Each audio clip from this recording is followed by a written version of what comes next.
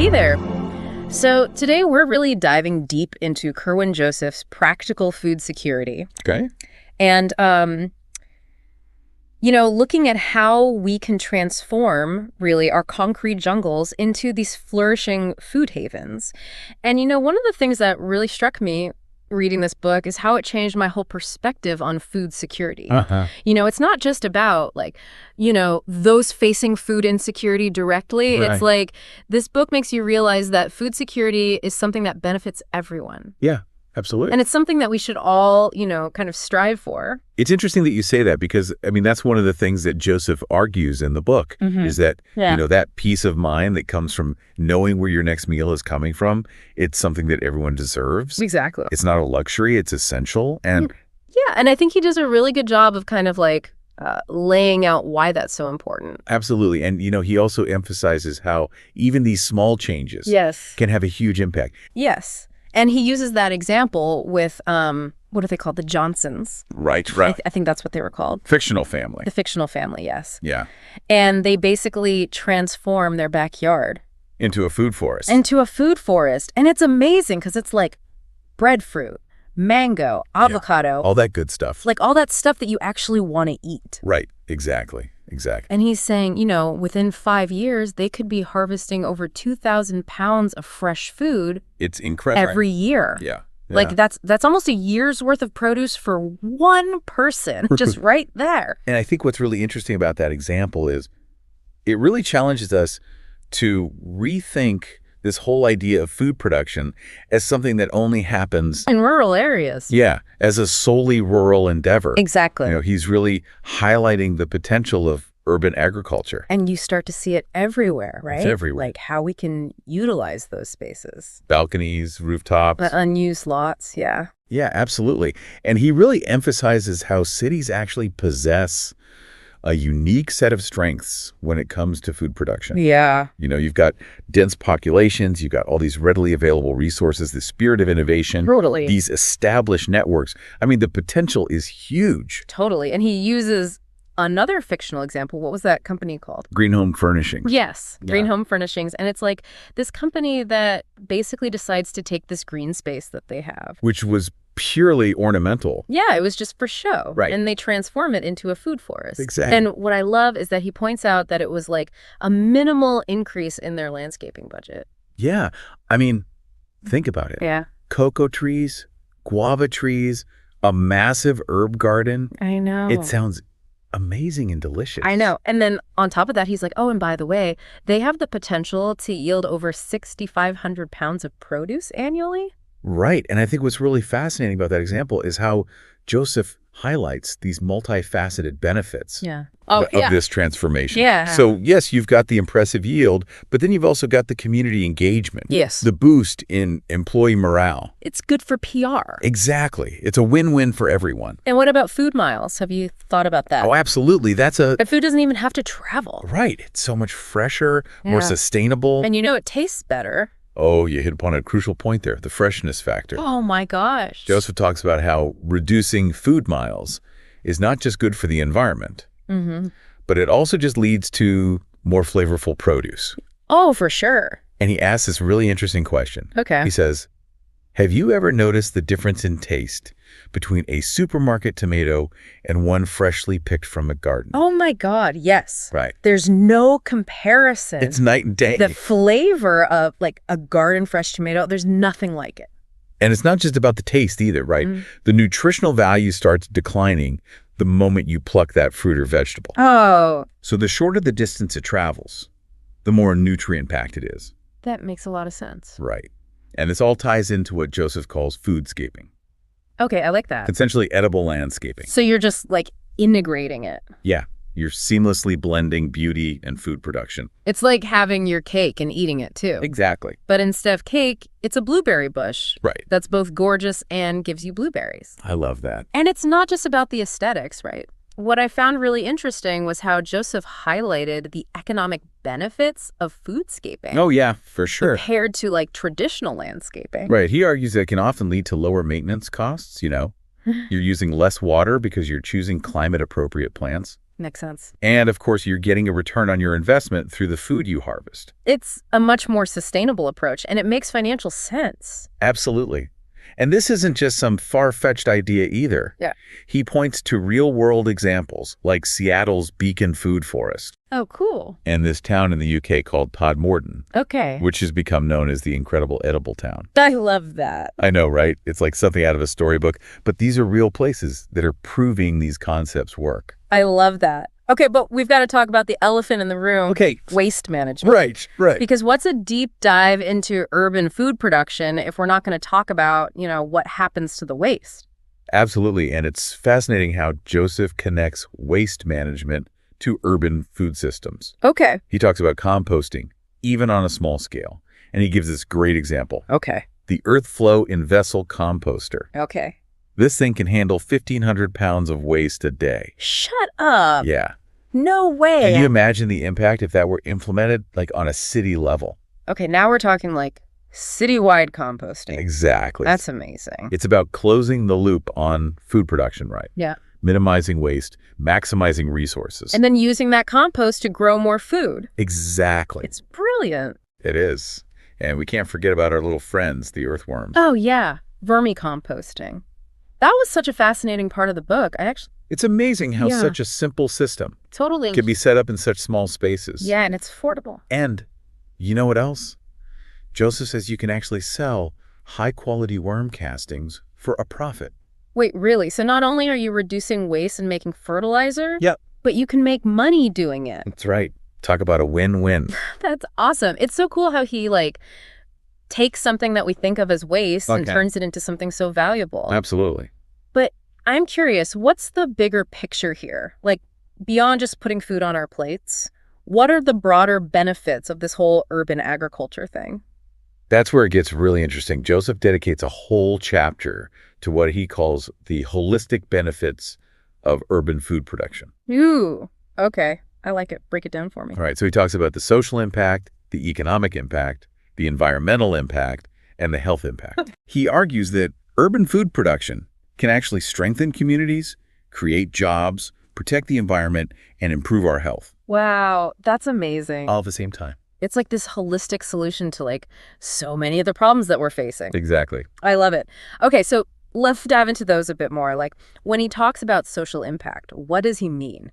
Well, for example, he talks about how community gardens can become these vibrant social hubs, Yeah. bringing people together from all walks of life. Oh, totally. And it's not just about growing the food, right? It's about those connections that you're building with your neighbors. Exactly. It's about building community, fostering a sense of shared purpose. I've actually experienced that firsthand.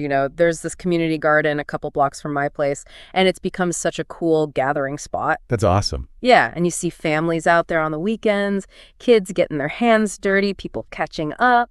That's exactly what Joseph is talking about. Yeah. That sense of community, that connection to place, it's so important. Yeah, and he also talks about how urban agriculture can address food deserts, right? Absolutely.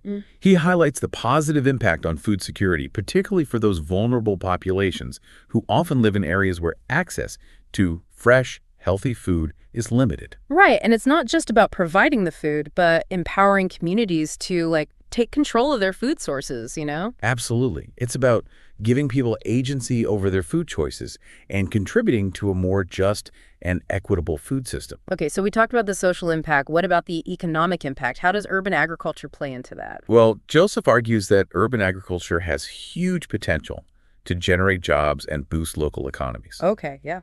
He sees it as a catalyst for entrepreneurship, Okay. creating opportunities that range from these small-scale market gardens to cutting-edge food processing startups. That's so cool. I love the idea of having these urban farmers, these urban food entrepreneurs. Exactly. A new generation of agripreneurs who are passionate about both food and their communities. I love that. Okay, but what about the environment? I mean, we can't talk about food production without talking about sustainability. Absolutely not. And that's a big one. We already talked about reducing food miles, right? Right. But there's so much more. Like what? Well, Joseph talks about how increasing greenery in urban environments can actually improve air quality. Oh, crap. Trees and plants, They absorb carbon dioxide and release oxygen, right? Right, they're like these natural air filters. Exactly. And he also delves into the urban heat island effect. Okay, yeah, I've heard of that. It's like cities are always hotter. Right, because of all the concrete and asphalt. Yeah, it's brutal in the summer. It is, and Joseph argues that incorporating more greenery, including food forests and gardens, can actually help to mitigate that effect. Oh, that's so cool. Right. The shade they provide, the moisture they release into the air, it's like a natural air conditioning system for the city. So we're not just growing food, we're making the city more livable. Exactly. And it doesn't stop there.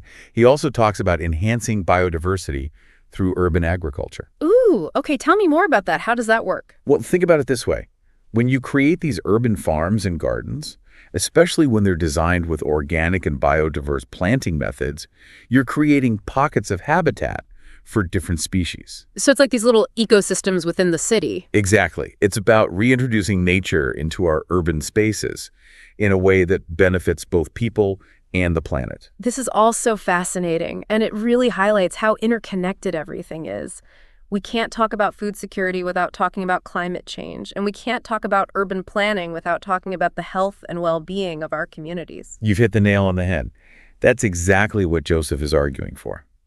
A holistic approach to urban development that prioritizes food security and sustainability as integral components.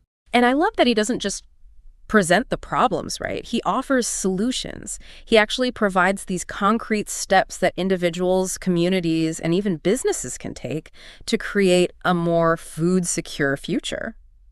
Speaking of taking action, I think we've reached a good point to pause for now. When we return, we'll delve into those actionable steps and explore what we can all do to contribute to a more sustainable and equitable food system. You know, we were just talking about those holistic benefits, and Right. one thing we didn't even touch on is the health impact. Yeah. And I'm not even just talking about the obvious, like Yeah. eating fresh fruits and vegetables, although that's, Of course. a big part of it. But Right. he goes beyond that. Yeah, absolutely. Yeah. He talks about how even just the act of gardening itself can be incredibly beneficial for both our physical and mental health. Oh, totally. He even says it can be as good as going to the gym. I have to say, I've definitely worked up a sweat out in my garden. Right. It's workout. What about you? Have you found that to be true? Oh, absolutely. It's a great way to get exercise and fresh air all at the same time. Totally. But it's not just physical, right? Joseph also really emphasizes those mental health benefits. Yeah. The stress reduction, that sense of calm you get from being surrounded by nature. It's so true. There's something so therapeutic about getting your hands dirty and Yeah. watching things grow. Absolutely. It's incredibly grounding, especially in the midst of our busy, often chaotic urban lives. Totally, totally. Okay, but let's get practical for a second. Okay. Because he doesn't just throw out all these ideas and then just leave us hanging. Right. He actually gives us really practical advice for making this happen. So what are some of those key things that we need to think about if we want to make urban food production a reality? Well, he emphasizes the importance of starting with a really thorough assessment of your urban landscape, understanding things like your climate, your soil conditions, existing infrastructure. Those are all crucial. So it's like any big project, right? Yeah. You need a plan. Exactly. You wouldn't build a house without a blueprint. Exactly. And equally important is community engagement. Oh, yeah, for sure. Because it's not just about, creating these isolated gardens or farms. It's about creating a movement. Totally. And you need people on board for that. Exactly. Building those relationships, that sense of shared ownership, ensuring the project benefits the entire community. That's so important. Absolutely. And then, of course, careful planning and design. Oh, yeah, of course. Thinking about what you want to grow, where it will thrive, what systems need to be put in place for irrigation, maintenance. Right. And this is where it gets really fun because it's not just about backyard gardens anymore, right? Absolutely not. Yeah. Joseph talks about rooftop gardens, vertical farms, even integrating edible plants into existing landscape. Oh, yeah. Foodscaping. Exactly. I love that. Turning the entire city into this edible landscape. It's such a cool concept. It is, and it's achievable. He emphasizes starting small, learning as you go, and then scaling up gradually. Okay, that feels manageable. It doesn't feel so overwhelming. Exactly. It's a marathon, not a sprint. And he provides a whole chapter filled with practical advice Okay. on how to actually grow these things. Okay. Breadfruit, moringa, mango, citrus trees.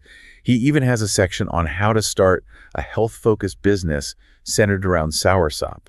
Wow. Okay, so he really does get into the weeds with it. He does, because it's one thing to talk about these big concepts, but he wants to give people the tools to actually do it. I love that. That's so helpful. And he doesn't just focus on fresh consumption either. Oh, okay. He's a big advocate for exploring what he calls value-added products. So it's not just about, like, growing the food and eating it right away. Right. It's about processing it, creating products, maybe even generating some income from it. Ooh, tell me more about that. Well, he talks about making breadfruit flour, for example. Okay. Moringa powder, mango chutney, even neem-based pesticides. Wow. All from crops you could potentially be growing right in your city. I love that. The possibilities are endless. They are. And he even talks about integrating small livestock. Really? Like, in the city? Yeah. Chickens for eggs and fertilizer. Goats for weed control. It's about creating these self-sustaining ecosystems. I love that. It's like working with nature, right? Exactly. Mimicking those closed-loop systems that we see in the natural world. Okay, but I do have to ask, because it can't all be, Right, sunshine and roses, right? Like, what about the challenges? You're absolutely right. And Joseph doesn't shy away from that. He acknowledges that there are challenges, that implementing these urban food production projects can be tricky. Yeah. Things like navigating regulations. Oh, yeah, for sure. Securing resources, the learning curve. There's always a learning curve. Always. But he encourages us to see those challenges as opportunities for growth. Okay, I like that. Right. To constantly be evaluating our methods, experimenting, adapting. So it's not about, like, finding the one perfect solution and sticking with it. Exactly. It's about constantly striving to improve, to find what works best in your specific context. Yeah, and being okay with, like, making mistakes along the way. Absolutely. And to help measure success, he suggests tracking things like, the amount of food harvested, Okay. the number of jobs created, any environmental impact indicators. So you can actually see, like, what kind of impact you're making. Exactly. And he also highlights the importance of benchmarking, which I thought was really interesting. Benchmarking, what does that mean? So it's basically looking at other successful urban agriculture initiatives Okay. and learning from what they're doing. Oh, that's smart. Right. Maybe there's a community garden in another city that has this amazing composting system, or a vertical farm that's figured out how to grow lettuce super efficiently. So it's like sharing best practices, not reinventing the wheel. Exactly. Joseph really emphasizes that collaboration and knowledge sharing are crucial for the success of this movement. Which it is. It's a movement. It's not a competition. Exactly. We're all in this together. Okay, so he lays out the problems. He gives us solutions. What's his overall vision? Like, what does he see for the future of urban food security? He paints this incredibly hopeful and inspiring vision of cities where rooftop gardens and vertical farms are as commonplace as skyscrapers. Wow, I love that. Where community gardens are thriving social hubs, and where technology and nature work in harmony to produce an abundance of nutritious food. I can picture it. What a beautiful vision. Right. Cities transform from consumers into producers. Yeah. Reducing their reliance on that long-distance food transportation, creating these resilient, localized food systems. It's about reclaiming our food sovereignty. Yeah, absolutely. And the best part is, he doesn't present this as some far-off utopia. Okay. He genuinely believes that this vision is achievable. Wow, I love that. If we're willing to put in the work. So it's a call to action. It is. A call to roll up our sleeves and create the change we want to see. I love it. Okay, so what can our listeners do? What are some specific actions they can take to answer that call? He provides a bunch of different options, recognizing that everyone has different levels of time, resources, interest. Right. For those just starting out, he suggests simple things, like reducing your food waste, Okay. being more mindful of what you buy, how you store it. Maybe try growing a small herb garden on your windowsill. Yeah, I love that. Those are all great, manageable steps. Right. And for those who want to do a bit more, he suggests joining a community garden, Okay. volunteering at a local food bank, or even exploring urban farming as a career path. Wow, so many possibilities. There are. It's about finding what resonates with you and taking action. Yeah, finding your place in the movement. Exactly. He also emphasizes the importance of becoming an advocate for food security.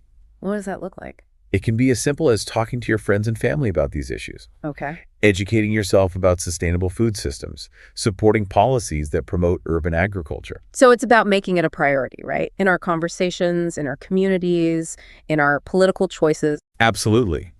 Because he believes that by raising awareness, encouraging dialogue, and demanding change, we can create a more just and sustainable food future for everyone. And you know what else? He goes even further. Okay. He has this whole section called Practical Guides. Practical guides. I don't think we've talked about those yet. We haven't, but think of them like a blend between like a gardening manual and a business plan. Okay. They provide these step-by-step instructions on how to grow specific crops, how to process them, even how to turn them into profitable businesses. Okay, now I'm really intrigued. Give me an example. Okay, so he has a whole guide on moringa trees, for instance. Okay. And he explains how just a few of these trees can provide a continuous supply of these incredibly nutritious leaves for a family. I've heard so many good things about moringa. Right. And any excess, you can dry it, powder it, even donate it to community food programs. It's like the miracle tree. Okay, what else? What other wisdom does he share? Well, he has similar guides for other versatile crops like breadfruit, mango, citrus trees. Wow. And he has this whole guide dedicated to soursop. Soursop. Okay, I'm adding all these to my list. Soursop's new for me. Tell me more. So it has this really unique flavor, and he believes it has huge potential for like building these health-focused businesses. Okay, interesting. Like what? He sees a real opportunity in targeting like health institutions, wellness centers with things like soursop smoothies, juices, maybe even soursop-based supplements. Oh, smart. All sourced locally from urban farms, of course. Yeah, I love it. Okay, anything else in the guides that we should know about? Well, he lays out this whole plan for turning mangoes into a youth entrepreneurship opportunity. Wow, really? He talks about setting up these small-scale dried mango production units, creating all these different mango products, even organizing community mango festivals, all driven by young people. Oh, I love that. It's about more than just the food, right? It's about empowering these future generations. Exactly. And he has a whole section on citrus trees. Okay, I was hoping he'd get to citrus. And how they can be turned into business opportunities, particularly for women. Okay, I'm listening. Imagine these women-run ventures selling fresh juice from locally grown citrus fruits, maybe expanding into marmalade, candied citrus peel, even citrus-infused olive oil. That's a brilliant idea. Right. It's about tapping into the unique flavors and abundance of these crops. And creating economic opportunities. Exactly. And throughout these guides, there's this underlying message of encouragement. Oh, I like that. Joseph really believes that anyone can do this. I love that. That anyone can become an urban farmer, regardless of their experience level or how much space they have. Yeah, it's about empowering people to take control of their food, you know? Exactly, to reconnect with where their food comes from. Okay, well, I feel like we've covered so much ground. I know, right? And I want to make sure we leave our listeners with some really tangible steps they can take. Yes. To be a part of this movement. For sure, because there's so much more to explore in terms of how we can all contribute to a more sustainable and food-secure future. It's really amazing how practical this book is, you know? He gives you the big picture, but then he also brings it down to earth with these concrete steps for making it happen. Absolutely, and he provides a sort of roadmap. Yeah. You know, he talks about what we can do as individuals, what communities can do, and even what needs to happen on a larger policy level. Okay, so let's break that down. What can our listeners do? Like, what are some of the key things people can implement in their own lives? Well, he really stresses the importance of individual action, even small changes, you know. Okay. Like being mindful of your food waste. Right. Starting a compost bin. Even just growing some herbs on your windowsill. Okay. These things might seem small, but he argues that they can create a ripple effect. It's such a powerful message, and I love how he ends the book, you know. He doesn't leave us with this sense of doom and gloom. He leaves us feeling empowered. Absolutely. He makes you believe that we can actually do this, that we can create a better food future. He reminds us that we can all be advocates for change. Okay, how so? By talking to our friends and family about these issues, by educating ourselves about sustainable food systems, supporting businesses that are doing good work, and using our voices to advocate for policies that promote urban agriculture. So it's about like weaving it into everything we do. Exactly. Making conscious choices in our everyday lives and working towards a world where everyone has access to fresh, healthy, affordable food. Wow. Well, I'm feeling incredibly inspired, and I hope our listeners are too. Me too.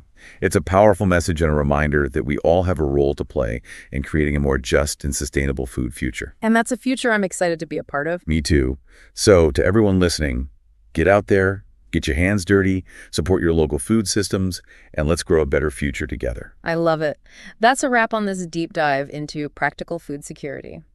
Be sure to check out Kerwin Joseph's book for more insights and practical advice. Until next time.